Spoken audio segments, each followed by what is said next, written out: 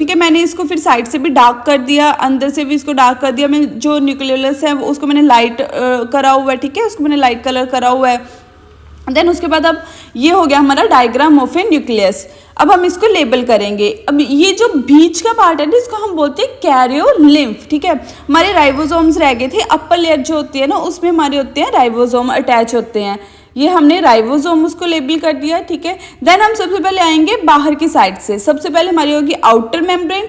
Outer membrane और inner membrane के बीच का जो पार्ट होता है उसको हम बोलते हैं इंटर मेम्ब्रेन। देन उसके बाद अंदर का जो पार्ट है उसको बोलेंगे इनर मेम्ब्रेन। अब ये भी हो गया। अब ये जो है इसको हम बोलते हैं न्यूक्लियोलस, ठीक है। अब न्यूक्लियोलस के बीच में जो होता है इसको हम बोलते हैं न्यूक्लियोलर क्रोमोसोम।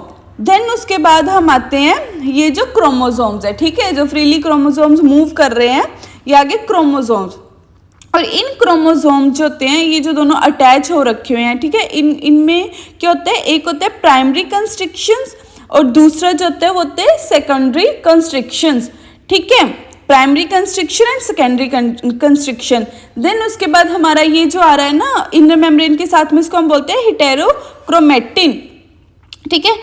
अब क्या बचा, हाँ ये देखो यहाँ का पार्ट अटैच नहीं हो रहा, तो इसको हम क्या बोलते हैं, न्यूक्लियर पोर, ठीक है।